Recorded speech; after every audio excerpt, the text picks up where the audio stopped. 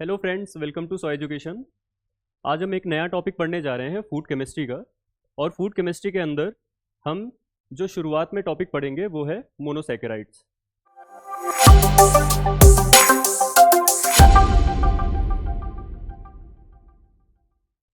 सो monosaccharides पर आने से पहले हम बेसिक फूड केमिस्ट्री के बारे में देख लेते हैं। फूड केमिस्ट्री दो वर्ड से बेसिकली बना हुआ है। इसमें पहला वर्ड है food and the second word is chemistry. So पहला वर्ड है फूड। फूड होता क्या है, इसकी बेसिक डेफिनेशन क्या है? What is food? So anything solid और liquid which when swallowed, digested and assimilated and further nourishes the body। तो फूड कोई भी ठोस या द्रव्य पदार्थ है जो कि जब स्वेलो किया जाता है, स्वेलो का मतलब होता है इंजेशन। इंजेशन यानी पहले उसको स्वेलो किया गया, फिर digested. What is digestion? Digestion is the conversion of macromolecules into the simple absorbable forms. Food के जो मैक्रो कंपोनेंट्स हैं उनको छोटे छोटे पार्ट्स में तोड़ना और उसको एब्जॉर्बेबल फॉर्म में कन्वर्ट करना, यही बेसिकली डाइजेशन होता है। एंड एसिमिलेटेड, एसिमिलेशन का मतलब क्या होता है? एसिमिलेशन का मतलब होता है कि जब उस डाइजेस्टेड फूड प्रोडक्ट को सिंपल कंपोनेंट्स में तोड़ लिया गया है, सिंपल मॉलिक्यूल्स में तोड़ लिया गया है, तो उससे कैसे एनर्जी को यूटिलाइज किया जाएगा, उस फूड से कैसे एनर्जी बनेगी, उसका एक पाथवे होता है, ग्लाइकोलिसिस होता है, क्रेब्स साइकिल होता है, जिसमें कि एटीपी का फॉर्मेशन होता है। और and further nourishes the body, और ये आगे चल के कैसे बॉडी को नरिश करता है, वही फूड है। सो ये डेफिनेशन तो एक बेसिक डेफिनेशन हो गई। दूसरी जो डेफिनेशन दी हुई है, ये food safety and standards act का जो सेक्शन 3 है, जिसमें कि सारी की सारी डेफिनेशंस लिखी हुई हैं, उसमें ये बताया गया है कि फूड का डेफिनेशन बेसिकली एफएसएसए में है क्या। तो एफएसएसए के according any substance whether processed, partially processed और unprocessed which is intended for human consumption. तो कोई भी ऐसा सब्सटेंस जो कि प्रोसेस किया गया है, प्रोसेस का मतलब उसको रॉ फूड मटेरियल को फर्दर हम ईडेबल फॉर्म में कन्वर्ट कर रहे हैं। पार्शियली प्रोसेस्ड का मतलब ये एक इंटरमीडिएटरी फॉर्म होता है जिसमें कि अभी ये रेडी टू ईट नहीं हुआ है। और अनप्रोसेस्ड का मतलब होता है कि ये रॉ है, ये food material raw food material है। तो ये फूड मटेरियल या तो प्रोसेस्ड होना चाहिए या तो पार्शियली प्रोसेस्ड होना चाहिए, मतलब एक इंटरमीडिएटरी फॉर्म में होना चाहिए जो कि कंज्यूम करने लायक हो, या फिर ये अनप्रोसेस्ड होना चाहिए, मतलब रॉ होना चाहिए जो कि ह्यूमन कंजम्पशन के लिए बना हो। ऐसा तो नहीं है कि वो फूड प्रोडक्ट जो है वो ह्यूमन कंजम्पशन के लिए है ही नहीं और उसे हम कंज्यूम करने की कोशिश कर रहे हैं। फिर अगली डेफिनेशन पे आते हैं जो कि है फूड केमिस्ट्री। फूड केमिस्ट्री एक ऐसी डिसिप्लिन है जिसमें कि investigating the composition, structure and properties of food stuffs and there components. हम इसमें इन्वेस्टिगेट करते हैं उसके कंपोजिशंस को, यानी फूड के कंपोजिशंस को इन्वेस्टिगेट करते हैं, उसकी प्रॉपर्टीज़ देखते हैं, फूड की क्या प्रॉपर्टीज़ हैं और उसके कंपोनेंट्स की क्या क्या प्रॉपर्टीज़ हैं, हम उसकी स्टडी यहाँ पर करते हैं। सो हम आगे इसमें चल के कौन कौन से ऐसे टॉपिक्स हैं जो कि कवर करने वाले हैं, हम ये देख लेते हैं।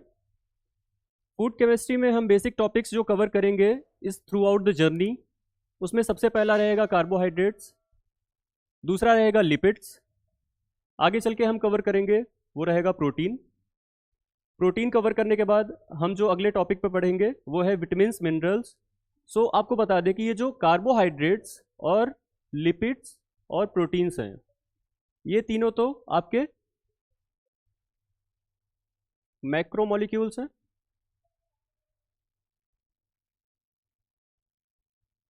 Carbohydrate, lipids and proteins are the macromolecules. आगे हम जितनी भी बातें करेंगे, विटामिन्स, मिनरल्स, ये सारे के सारे क्या हो जाते हैं? माइक्रोमोलिक्यूल्स।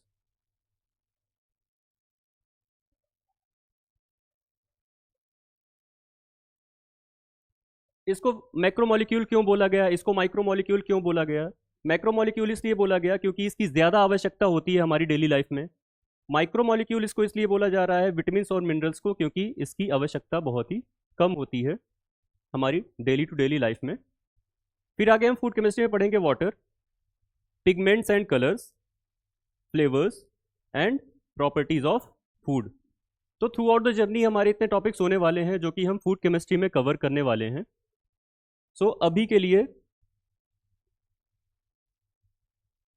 के लिए जो हमारे पास टॉपिक्स हैं वो है कार्बोहाइड्रेट। कार्बोहाइड्रेट्स का एक बेसिक इंट्रोडक्शन ले लेते हैं। Carbohydrates are primary products of photosynthesis. ये फोटोसिंथेसिस के प्राइमरी प्रोडक्ट होते हैं। कैसे, आइए देखते हैं। होता क्या है कि CO2 और H2O इनकी प्रेजेंस में सनलाइट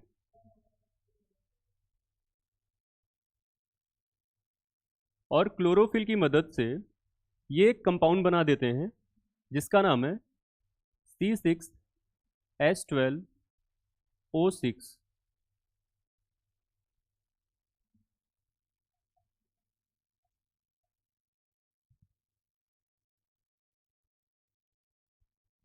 रिएक्शन बैलेंस हो गई।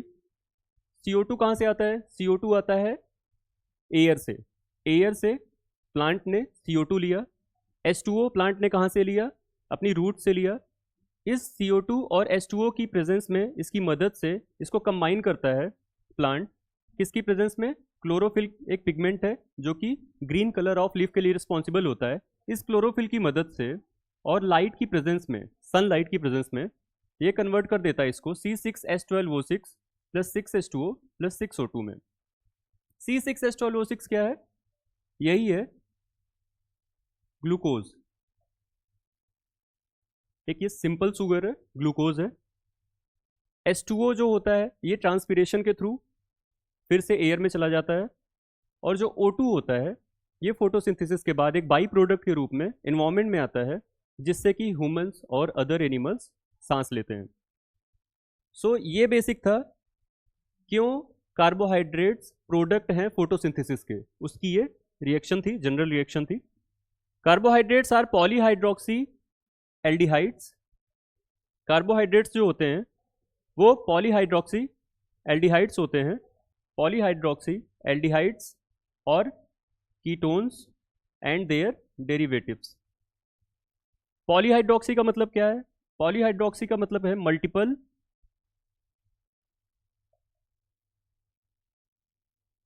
OH groups.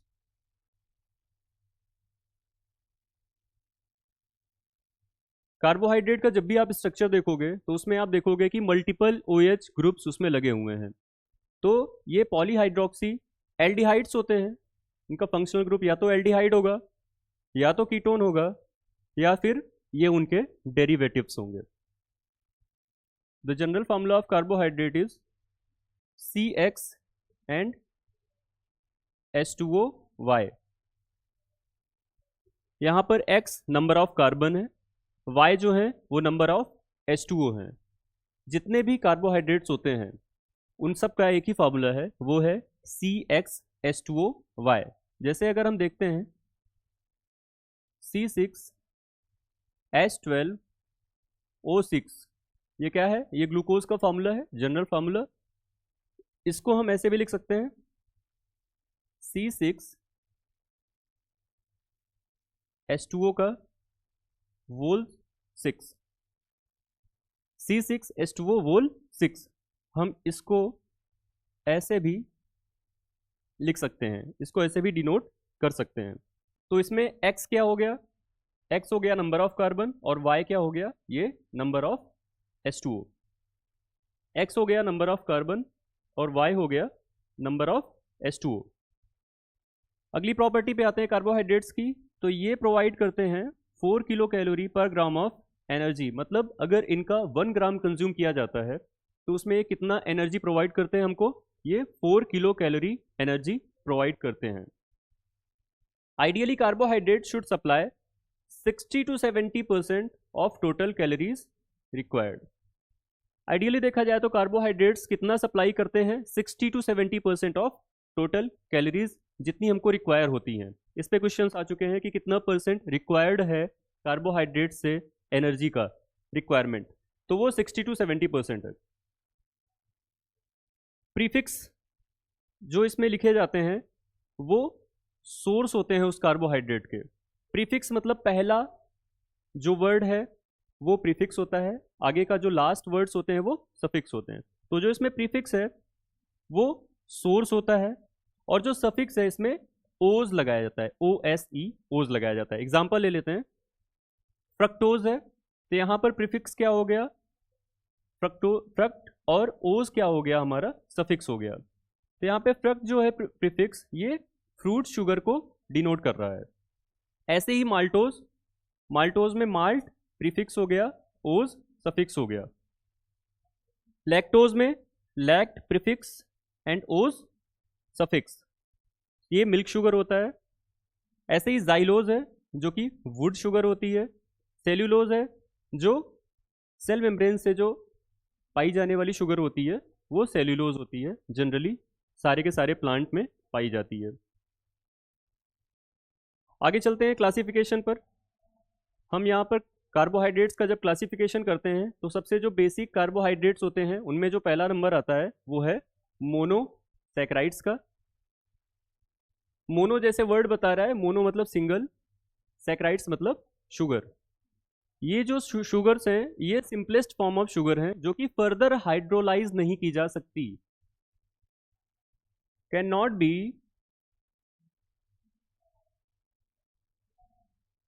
फर्दर हाइड्रोलाइज्ड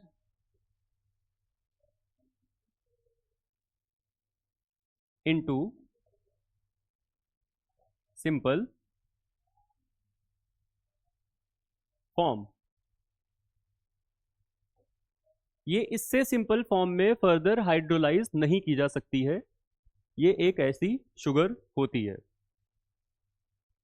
सो इसमें आगे चलते हैं तो हम देखते हैं एल्डोजेज आते हैं और कीटोजेज आते हैं। एल्डोजेज क्या है, एल्डोजेज एल्डिहाइड फंक्शनल ग्रुप है। जब किसी भी शुगर पर, किसी भी मोनोसैकेराइड पर एल्डिहाइड फंक्शनल ग्रुप प्रेजेंट होता है, यानी CHO फंक्शनल ग्रुप प्रेजेंट होता है, किस नंबर कार्बन पे, कार्बन नंबर 1 पर। फर्स्ट नंबर कार्बन पर अगर CHO ग्रुप प्रेजेंट है तो उसे एल्डोजेज बोला जाएगा। अगर कीटोनिक ग्रुप यानी C double bond O group जो है ये as a functional group present है कार्बन नंबर 2 पर, ये हमेशा कार्बन नंबर 2 पर ही प्रेजेंट होता है, और जो एल्डिहाइड ग्रुप है वो कार्बन नंबर 1 पर ही प्रेजेंट होता है। इसको आगे चल के हम देखेंगे अभी। तो कार्बन नंबर 2 पर अगर C double bond O group है तो उसे कीटोजेस बोला जाता है, यानी एक कीटोनिक ग्रुप है। आगे चलते हैं तो जो मोनोसैकेराइड्स होते हैं वो क्रिस्टलाइन इन नेचर होते हैं। क्रिस्टलाइन से आप क्या समझते हो, what is crystalline? Crystalline solids वो सॉलिड्स होते हैं, ये एक ऐसे सॉलिड्स होते हैं जिनका प्रॉपर स्ट्रक्चर होता है।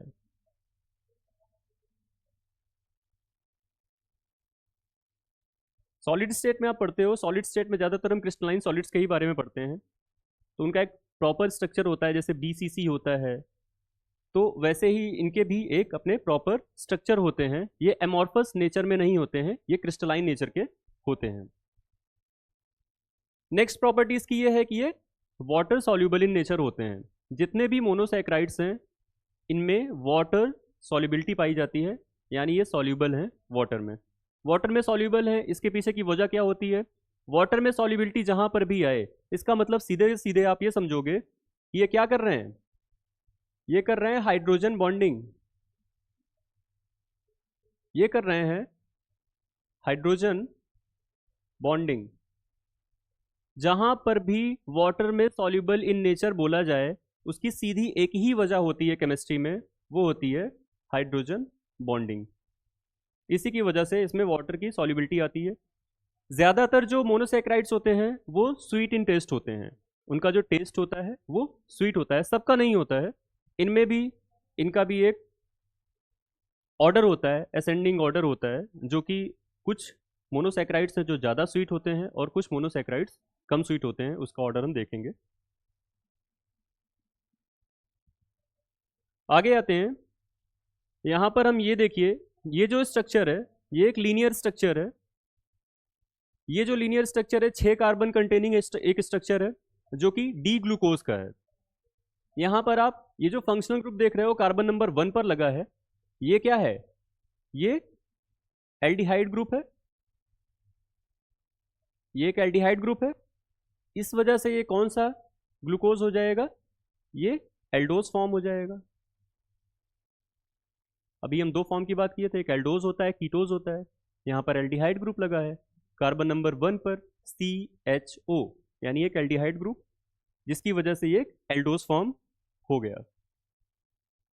अब आप देखिए, ये जो स्ट्रक्चर है ग्लूकोज का, ये लीनियर फॉर्म है, और इधर जो आप 2 स्ट्रक्चर्स देख रहे हैं, ये दोनों साइक्लिक स्ट्रक्चर हैं।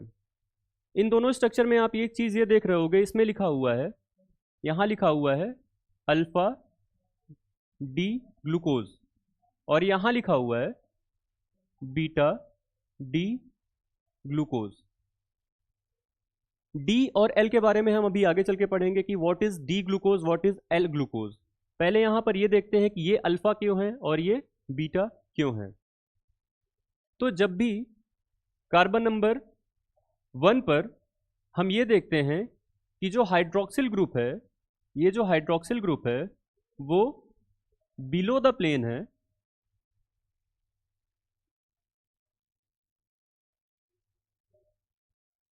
ये जो हाइड्रोक्सिल ग्रुप है वो जब बिलो द प्लेन होता है कार्बन नंबर 1 पर, तो ऐसे स्ट्रक्चर्स को अल्फा स्ट्रक्चर्स बोला जाता है। और जब भी यही हाइड्रोक्सिल ग्रुप कार्बन नंबर 1 पर अबव द प्लेन होता है, अबव द प्लेन होता है, तो ऐसे स्ट्रक्चर्स को हम बीटा स्ट्रक्चर्स बोलते हैं। और जो अल्फा और बीटा शुगर्स होते हैं, इनको आपस में एनोमर्स भी बोला जाता है, इनको एनोमर्स बोलते हैं। और ये जो स्ट्रक्चर हैं, इनकी आइडेंटिफिकेशन की एक ही तरीका है कि जो बीटा है उसमें OH ग्रुप जो है कार्बन नंबर 1 पर, वो बिलो द प्लेन प्रेजेंट होगा, और जो अल्फा ग्रुप है उसमें बिलो द प्लेन प्रेजेंट होगा, और जो बीटा ग्रुप है उसमें OH का जो कार्बन नंबर 1 पे हाइड्रोक्सिल ग्रुप है वो अबव द प्लेन प्रेजेंट होगा। आगे चलते हैं कॉन्सेप्ट ऑफ नॉमेनक्लेचर पर। कॉन्सेप्ट ऑफ नॉमेनक्लेचर की जो हम बात करते हैं, तो कैसे हम एल्डिहाइड्स का नॉमेनक्लेचर करते हैं, एल्डिहाइड्स और कीटोन्स का, क्योंकि 2 ही फंक्शनल ग्रुप इसमें प्रेजेंट हैं। तो for aldehydes and ketones the simplest monosaccharide have 3 carbon atoms. Aldehyde और कीटोन में जो सिंपलेस्ट मोनोसैक्राइड होते हैं वो मिनिमम 3 कार्बन के होंगे, 3 से कम हम कोई भी एल्डिहाइड या कीटोनिक ग्रुप नहीं पाएंगे। तो यहाँ पर आप देखिए कितने कार्बन का स्ट्रक्चर है, 1 2 3, और ये भी कितने कार्बन का स्ट्रक्चर है, 1 2 3। अभी मैंने पीछे बोला था कि जब भी एल्डिहाइड ग्रुप प्रेजेंट होगा किसी भी शुगर पर, तो वो कार्बन नंबर 1 पर प्रेजेंट होगा। यहाँ पर देखिए ये C1 है, ये C2 है, ये C3 है। कार्बन नंबर 1 पर यहाँ पर एल्डिहाइड ग्रुप प्रेजेंट है। यहाँ की बात करेंगे तो कार्बन नंबर 2 पर कीटोनिक ग्रुप प्रेजेंट है। तो जब कार्बन नंबर 1 पर एल्डिहाइड ग्रुप प्रेजेंट है और ये 3 कार्बन कंटेनिंग शुगर है, तो इसे बोला जाता है ग्लिसरैल्डिहाइड। ये एक एल्डिहाइड ग्रुप है और ये 3 कार्बन कंटेनिंग कंपाउंड है। 3 कार्बन कंटेनिंग कंपाउंड को ट्रायोज भी बोलते हैं। तो यहाँ पर एल्डो ट्रायोज हो जाएगा, क्योंकि ये एल्डिहाइड ग्रुप है और 3 कार्बन कंटेनिंग कंपाउंड है, तो ये एल्डो ट्रायोज हो जाएगा। इधर की बात करते हैं, ये कीटोनिक ग्रुप है और ये 3 कार्बन कंटेनिंग कंपाउंड है, तो इसे कीटो ट्रायोज भी बोला जाता है। कीटो ट्रायोज को जनरली डाई हाइड्रोक्सी एसीटोन बोला जाता है, और एल्डो ट्रायोज को जनरली ग्लिसरल डिहाइड भी बोला जाता है। इसके बाद हम बात करते हैं आइसोमेरिज्म की। आइसोमेरिज्म जो प्रॉपर्टी है वो शो करता है, जितने भी हमारे मोनोसैक्राइड्स होते हैं वो आइसोमेरिज्म शो करते हैं। Imagining the 3D structure of glyceraldehyde there are two possibilities. जब भी हम 3D स्ट्रक्चर देखते हैं किसी भी ग्लिसरॉल्डिहाइड की, तो उसमें दो पॉसिबिलिटीज होती हैं। इसमें दो टाइप के कॉन्फ़िगरेशन हम देखेंगे। पहला कॉन्फ़िगरेशन जो है वो डी कॉन्फ़िगरेशन है। डी कॉन्फ़िगरेशन में क्या होता है कि जब भी हमारा जो OH ग्रुप है वो एसिमेट्रिक कार्बन पे सिचुएटेड होगा, और किधर होगा सिचुएटेड, वो प्लेन के राइट साइड में सिचुएटेड होगा। जब भी हमारा हाइड्रोक्सिल ग्रुप जो है वो ऐसे एसिमेट्रिक कार्बन पर प्रेजेंट है जिस पर कि राइट साइड में है, वो प्लेन के किस साइड में है, राइट साइड में, तो उसको क्या बोलेंगे, डी कॉन्फ़िगरेशन। और यही अगर OH ग्रुप जो है वो सिचुएटेड है लेफ्ट साइड पे किसके, एसिमेट्रिक कार्बन के, तो उसे हम एल कॉन्फ़िगरेशन बोलेंगे। यहां पर देखिए 3 कार्बन कंटेनिंग कंपाउंड है, ये हो गया कार्बन नंबर 1, ये हो गया 2, ये हो गया 3। इसकी बात करें carbon number 1, carbon number 2, carbon number 3। यहां पर एसिमेट्रिक कार्बन कौन सा है, यहां पर एसिमेट्रिक कार्बन ये है। हम कैसे पता लगाएंगे कि सिमेट्रिक और एसिमेट्रिक कार्बन होते क्या हैं? देखिए एसिमेट्रिक कार्बन वो कार्बन होते हैं जिस पर कि जितने भी ग्रुप्स लगे हैं उसकी 4 वैलेंसी होती है। तो जो चारों ग्रुप्स लगे हैं वो अलग अलग होने चाहिए, कभी भी सिमिलर नहीं होना चाहिए। चारों कैसे होने चाहिए, अलग अलग होने चाहिए। यहां पर देख लेते हैं, इस कार्बन को हम निकालते हैं, सेकंड नंबर वाले कार्बन को निकालते हैं बाहर, निकाल लिया। इधर क्या लगा हुआ है, OH ग्रुप, इधर क्या लगा हुआ है, H ग्रुप, नीचे CH2OH और ऊपर CHO। तो हमारा जो सेकेंड नंबर का कार्बन है इस पे आप देखोगे एक साइड में OH लगा है, एक साइड में CH2OH लगा है, एक साइड में H लगा हुआ है और एक साइड में CHO लगा हुआ है। तो ये हमारा जो कार्बन है सेकेंड नंबर का कार्बन, ये कैसा कार्बन हो गया, ये एसिमेट्रिक कार्बन हो गया। ऐसे कार्बन को हम एसिमेट्रिक कार्बन बोलते हैं। यहाँ पे भी देखिए आप, सेम यही स्ट्रक्चर है, बस अंतर इतना है कि OH का जो ओरिएंटेशन है वो यहाँ पर किधर है, यहाँ पर राइट में है और यहाँ पर लेफ्ट में है। इनको दोनों को आपस में इनेंशियोमर भी बोलते हैं। ऐसे स्ट्रक्चर्स को इनेंशियोमर इसलिए बोलते हैं क्योंकि ये ऐसे आइसोमर्स होते हैं जिनमें ना कभी भी कोई स्ट्रक्चर में चेंजेस आता है, ना इनके फंक्शन में कोई चेंजेस होते हैं। डी ग्लिसरॉल्डिहाइड और एल ग्लिसरॉल्डिहाइड के ना स्ट्रक्चर में कोई चेंजेस हैं, ना फंक्शन में कोई चेंजेस हैं। यहाँ पर अगर चेंजेस हैं तो किसमें है, OH के ओरिएंटेशन में है।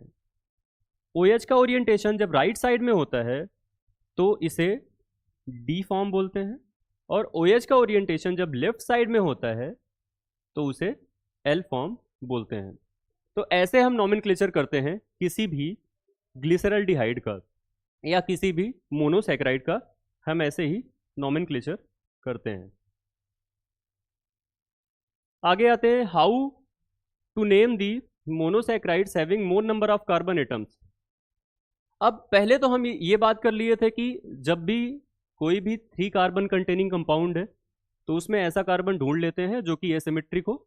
एसिमेट्रिक कार्बन के जिस साइड में OH ग्रुप लगा हुआ है, जिस ओरिएंटेशन में लगा हुआ है, उस ओरिएंटेशन के हिसाब से हम उसको D है या L है, दोनों फॉर्म में हम कन्वर्ट कर देते हैं या लिख देते हैं उसको।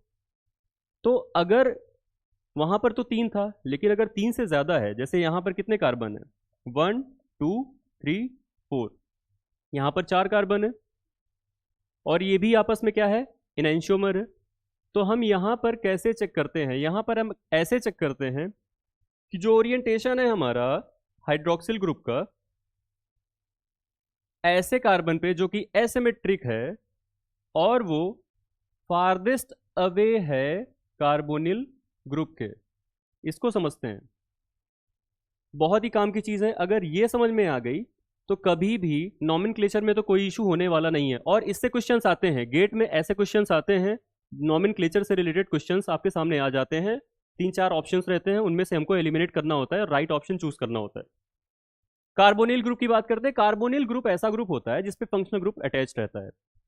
ये है हमारा फंक्शनल ग्रुप वाला कार्बन, ये हमारा कार्बोनिल ग्रुप हो गया। कैसा फंक्शनल ग्रुप है? ये एल्डिहाइड वाला फंक्शनल ग्रुप है, CHO, ये भी CHO। इससे फार्देस्ट अवे यानी सबसे दूरी पर जो एसिमेट्रिक कार्बन है उस पे OH का जो ओरिएंटेशन है उस बेसिस पे हम बोलेंगे कि ये L है या D है। तो इससे सबसे दूर में जो एसिमेट्रिक कार्बन है उसको ढूंढते हैं। 1 2 3 कार्बन इससे दूर है। लास्ट वाला कार्बन एसिमेट्रिक नहीं है। कैसे नहीं है हम बताते हैं। C है H2 H H OH और ऊपर लगा हुआ है C OH H C OH H CHO।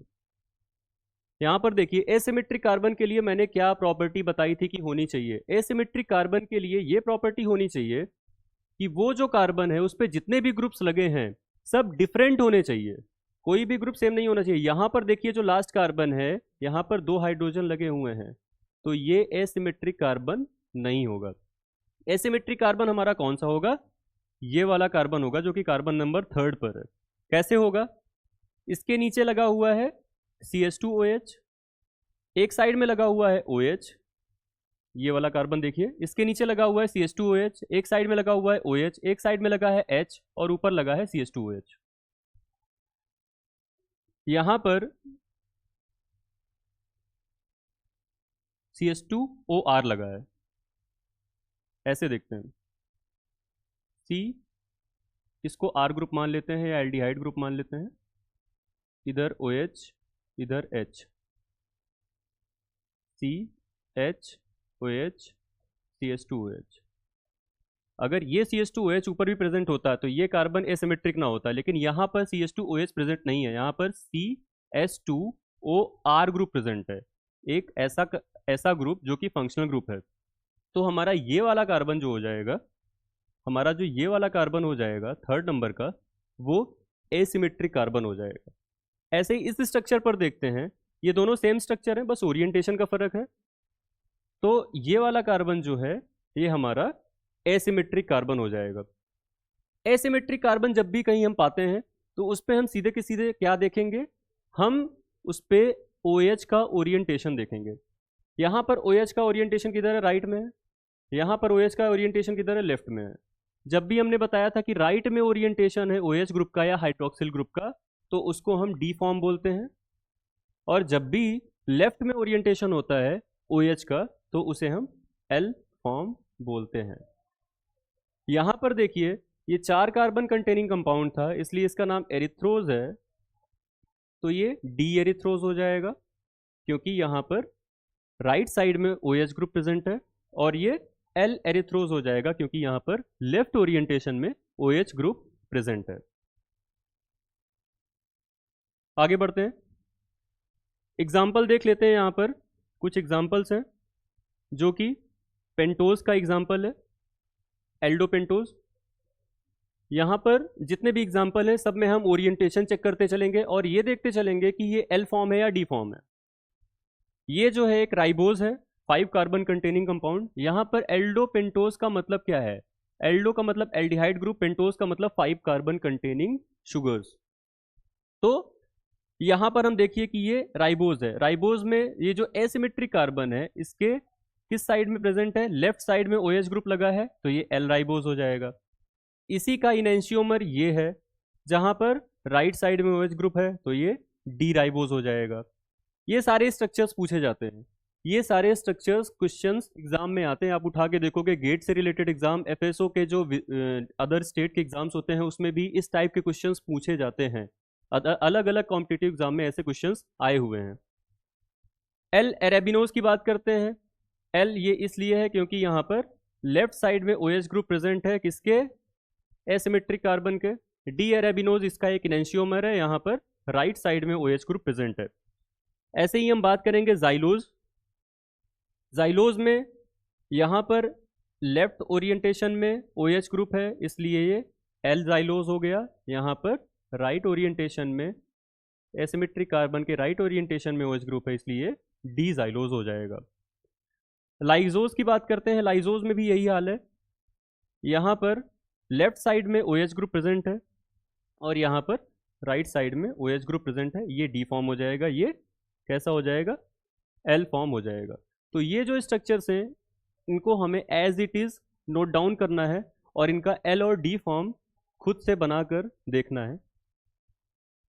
आगे चलते हैं, हेक्सोजेस पर आते हैं। हेक्सोजेस, अब हमने सबसे पहले क्या देखा था, ट्रायोज देखा था, फिर हमने टेट्रोज का एक एग्जांपल देखा जो कि एरिथ्रोज था, फिर हमने एल्डोपेंटोज में बहुत सारे एग्जांपल देखे, एराबिनोज देख लिया हमने, राइबोज देख लिया। अब हम हेक्सोजेस पे आते हैं। हेक्सोजेस ऐसे ग्रुप होते हैं मोनोसैकेराइड में जो कि सबसे ज़्यादा मिलेंगे आपको, सबसे ज़्यादा हमें इन्हीं के बारे में पढ़ना होता है। तो the chemical formula of all hexoses is C6H12O6। इनके केमिकल फॉर्मूला सेम होते हैं, C6H12O6।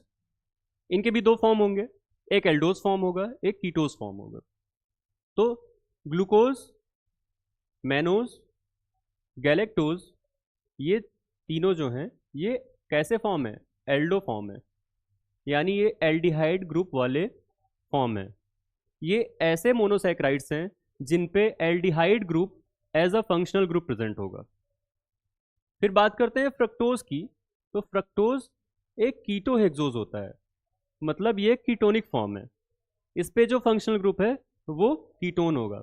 दूसरी चीज़ अभी हम ये गौर करते हैं, जैसे मैंने तभी बताया था कि जितने भी एल्डोज फॉर्म होते हैं उनमें फंक्शनल ग्रुप जो लगा रहता है वो फर्स्ट नंबर पे लगा होता है। ये पहला कार्बन है, पहले कार्बन पे HO ग्रुप लगा हुआ है एल्डोज में। ये डी ग्लूकोज, ग्लूकोज हमने कहाँ पर एग्जांपल देखा, एल्डो हेक्सोज का। एल्डिहाइड फॉर्म है तो एल्डिहाइड फॉर्म में जहां पर भी एल्डिहाइड ग्रुप लगेगा वो कार्बन नंबर 1 पर लगेगा। ये देखिए कार्बन नंबर 1 पे लगा हुआ है। फ्रक्टोज क्या है, कीटो हेक्सोज है। ये है फ्रक्टोज का स्ट्रक्चर, ये कीटो हेक्सोज है। यहाँ पर किस कार्बन पे लगा हुआ है, C double bond O group, ये फर्स्ट ये सेकेंड। जहां पे भी कीटोनिक ग्रुप होगा वहां पर सेकेंड नंबर कार्बन पे वो फंक्शनल ग्रुप प्रेजेंट होगा।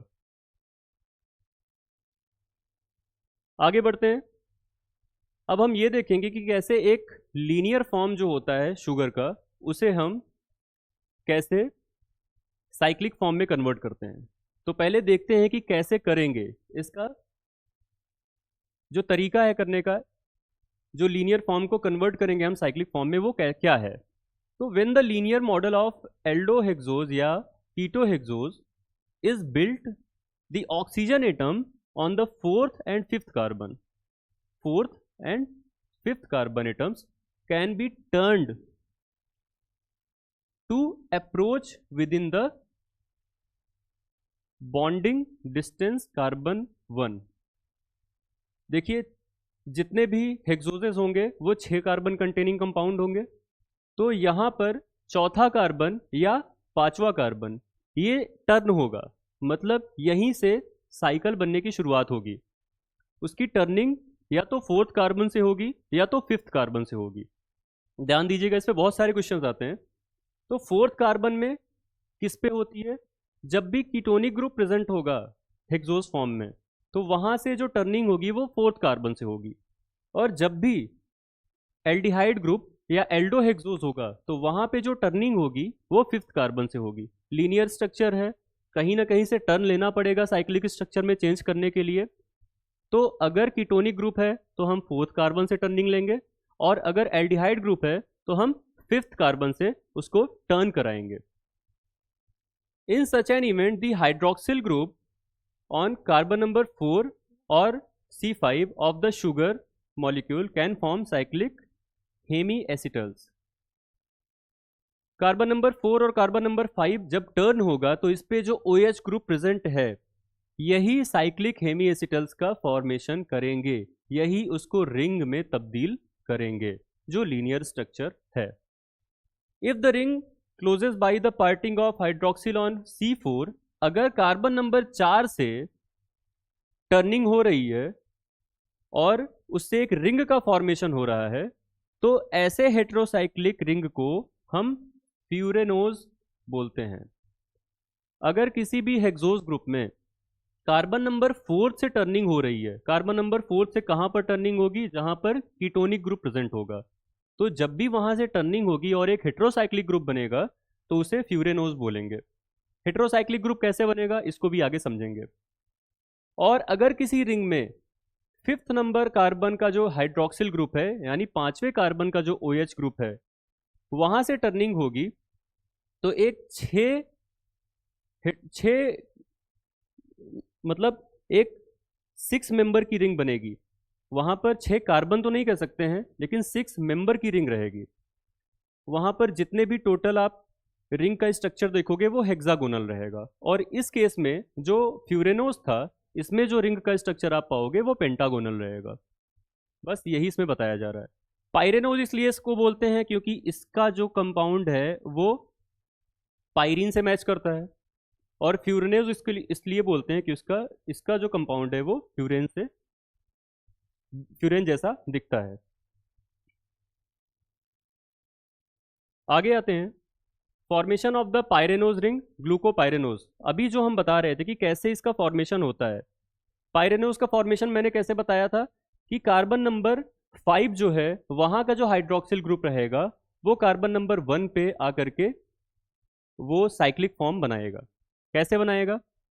यहाँ पर ये स्ट्रक्चर है, ये ग्लूकोज का स्ट्रक्चर है। यहाँ पे 1 2 3 4 5 6 टोटल कार्बन है। तो ये जो फर्स्ट नंबर का कार्बन है, इसका जो O है, और ये जो 5th नंबर का कार्बन है इसका जो OH है, हम यहाँ पर क्या करेंगे, इस डबल बॉन्ड O को हम कन्वर्ट कर देंगे OH में।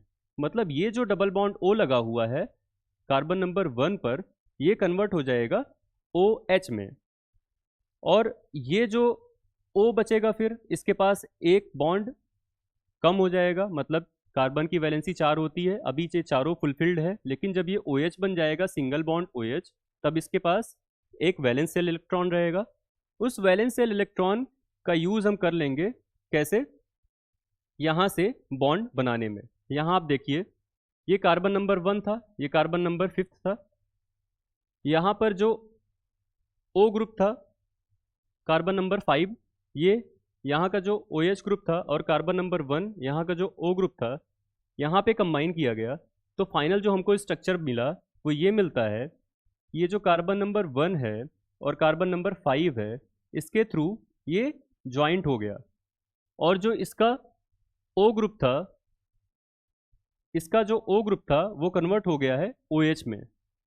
कार्बन नंबर 1 का जो O था वो कन्वर्ट हो गया OH में। और 5th और फर्स्ट कार्बन आपस में अटैच हो गए। किसके थ्रू अटैच हुए? O के थ्रू अटैच हो गए।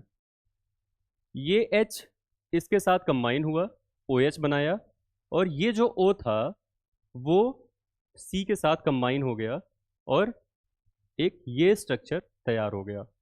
मतलब ये जो लीनियर स्ट्रक्चर था, इससे ये एक साइक्लिक स्ट्रक्चर कन्वर्ट होके हमारे सामने आ जाता है। कैसे आता है? कार्बन नंबर 5 और कार्बन नंबर 1 के जो हाइड्रोजन और ऑक्सीजन की पोजीशनिंग है उनमें चेंजेस के थ्रू आया। यहाँ का जो हाइड्रोजन था इसके साथ कंबाइन होके OH बना लिया, और इसका ऑक्सीजन यहाँ पे एक रिंग के फॉर्म में हेट्रोसाइक्लिक रिंग बना लिया। रिंग को हेट्रोसाइक्लिक कंपाउंड क्यों बोलते हैं? अभी पीछे मैंने बोला था, हेट्रोसाइक्लिक किसी भी रिंग को तब बोलेंगे जब उस रिंग में जितने भी कंपोनेंट्स मिलकर रिंग बना रहे हैं, ये कार्बन है, ये कार्बन है, ये कार्बन है, ये भी एक कार्बन है, ये कार्बन है, लेकिन ये ऑक्सीजन है। अगर ये भी एक कार्बन होता तो ये होमोसाइक्लिक रिंग हो जाती, क्योंकि ये सारे के सारे कंपोनेंट सेम हो जाते जो कि मिलकर के रिंग बना रहे हैं। यहाँ पर क्या हुआ कि एक ऑक्सीजन आ गया। ऑक्सीजन ही नहीं, कोई भी अगर अलग एटम आ जाता है तो ये हेट्रोसाइक्लिक रिंग कहलाएगी। अब ये होमोसाइक्लिक नहीं रह जाएगी। आगे बढ़ते हैं, फॉर्मेशन ऑफ फ्यूरेनोज रिंग।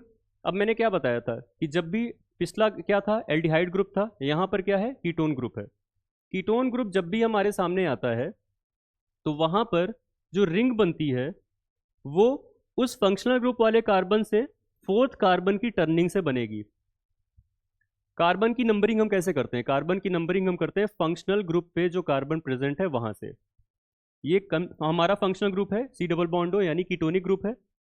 ये हो गया 1, ये हो गया 2, ये हो गया 3, ये हो गया 4, ये हो गया 5। फर्स्ट नंबर ऑफ कार्बन से फोर्थ नंबर कार्बन जो है वो जब जुड़ता है और एक रिंग का फॉर्मेशन होता है, एज इट इज, जैसे पहले अभी रिंग का फॉर्मेशन हुआ था वैसे ही इसमें भी होगा, कोई भी अलग प्रोसेस नहीं है। तो हमारा यहाँ पर क्या बनता है, फ्यूरेनोज। यहाँ पर फ्यूरेनोज बनेगा, वहाँ पर क्या बना था, वो पायरेनोज बना था। यहाँ पर फ्यूरेनोज का एक स्ट्रक्चर बन जाता है। तो हम ये देखते हैं कि जब भी कीटोनिक ग्रुप प्रेजेंट होगा लीनियर चेन में और उसको कन्वर्ट होना होगा एक रिंग स्ट्रक्चर में, तो वहाँ पर जो हमारी रिंग बनेगी वो पेंटागोनल बनेगी। लेकिन इसी की जगह अगर 6 कार्बन कंटेनिंग कंपाउंड था, वो जब टर्निंग होती है तो फर्स्ट और फिफ्थ के साथ वो टर्निंग होती है, फर्स्ट और फिफ्थ मिल करके टर्न हो करके एक कंपाउंड बनाते हैं जो कि रिंग का स्ट्रक्चर लेता है, वो क्या होगा, पायरेनोज होगा। ये जो स्ट्रक्चर बना था ये ग्लूकोपायरेनोज था, और हमारा ये जो स्ट्रक्चर बना है वो फ्रक्टोफ्यूरेनोज है। ठीक है, आगे चलते हैं।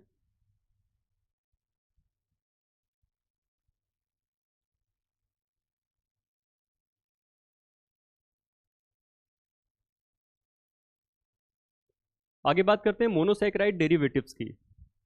हमने मोनोसैकेराइड्स के बारे में पढ़ लिया, लेकिन कुछ ऐसे डेरिवेटिव्स भी होते हैं मोनोसैकेराइड के। डेरिवेटिव्स का मतलब कुछ ऐसे कंपोनेंट्स जो कि अलग से आ जाते हैं, इन कंपाउंड्स के साथ कंबाइन हो जाते हैं और इनके डेरिवेटिव्स बनाते हैं। मतलब वो एक प्योर फॉर्म नहीं होंगे, वो एक डेरिवेटिव फॉर्म होंगे। जैसे इसमें देखते हैं हम अमीनो शुगर्स। अमीनो शुगर जैसे समझ में आ रहा है नाम से ही कि इसमें एक अमीन ग्रुप है और ये एक शुगर है। तो जैसे ये एक स्ट्रक्चर है हमारे पास, इसमें होता क्या है कि जो हाइड्रोक्सिल ग्रुप है शुगर का वो रिप्लेस हो जाता है किससे, अमीनो ग्रुप से। यानी एक NH2 ग्रुप रिप्लेस कर देगा किसको, OH ग्रुप को। NH2 ग्रुप रिप्लेस कर देगा OH ग्रुप को इसमें। तो common amino sugars are glucosamine, एक एग्जांपल दिए गए हैं आपको, ग्लूकोसामीन और गैलेक्टोसामीन। ये जो है आपके सामने स्ट्रक्चर बना हुआ है पहला वाला, ये है ग्लूकोसामीन। स्ट्रक्चर्स बहुत इंपॉर्टेंट होते हैं केमिस्ट्री में। और ये है गैलेक्टोसामीन।